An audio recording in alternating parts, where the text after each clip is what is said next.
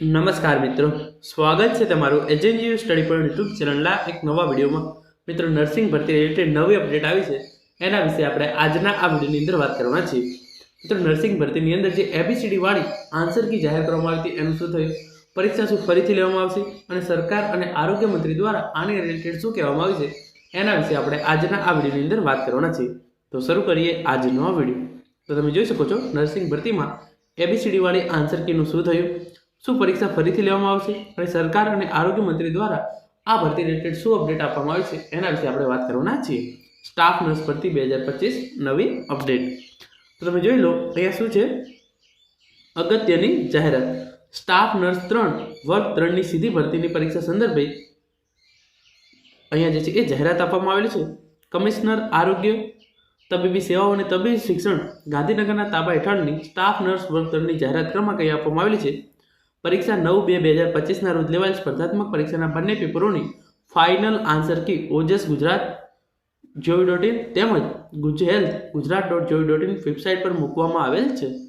તો જે છે એ સરકાર દ્વારા એવું કહેવામાં આવ્યું હતું કે જે આ ABCD વાળી જે છે એ માર્કશીટ જાહેર કરવામાં આવી છે, જે પ્રોવિઝનલ માર્કશીટ જે છે એ પ્રોવિઝનલ આન્સર કી જ્યારે જાહેર કરવામાં આવી હતી તો એની અંદર જે છે એ ABCD હતું.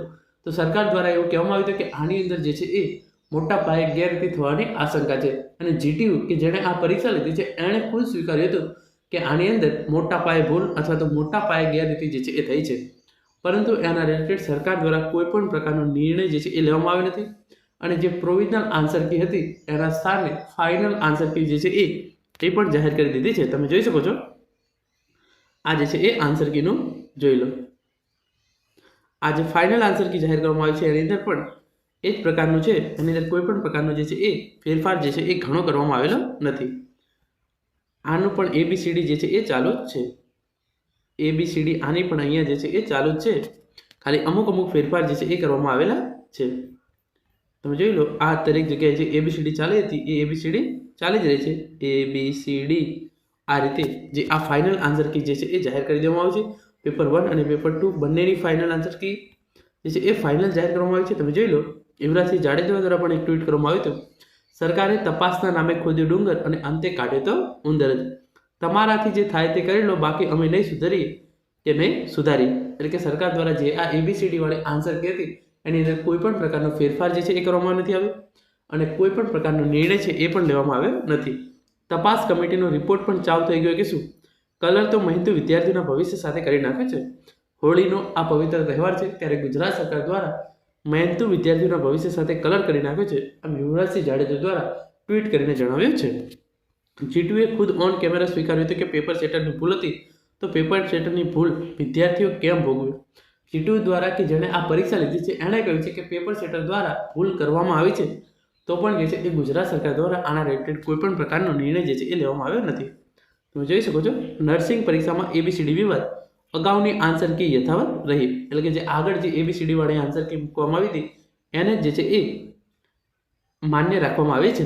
બંને પેપરની આન્સર કી વેબસાઇટ પર મુકાઈ નવેસરથી પરીક્ષા લેવાશે કે કેમ તેના વિશે ફોડ પડાયો નથી. એટલે કે આ પરીક્ષા શું ફરીથી લેવામાં આવશે કે નહીં એના રિલેટેડ કોઈ પણ પ્રકારની ઇન્ફોર્મેશન આરોગ્ય મંત્રી કે ગુજરાત સરકાર દ્વારા આપવામાં આવી નથી. આરોગ્ય વિભાગમાં સ્ટાફ નર્સિંગ વર્ગ 3 ની ભરતી માટે સ્પર્ધાત્મક પરીક્ષાના પેપરની આન્સર કીમાં ABCD પેટર્ન મુજબ જવાબો સામે આવ્યા હતા, જેને લઈ ભારે વિવિધ વંટોળ ઉભો થયો હતો, જેને પગલે સરકારે તપાસ યોજવાનું નક્કી કર્યું હતું.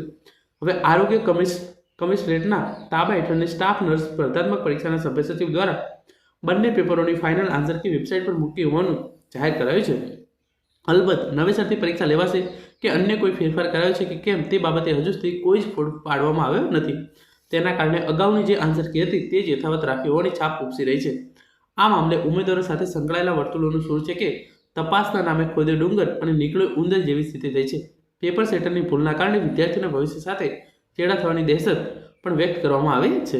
આ મુદ્દે આગામી દિવસોમાં ઉમેદવારો દ્વારા વિરોધ કરાય તેવી શક્યતા પણ વ્યક્ત કરાય છે.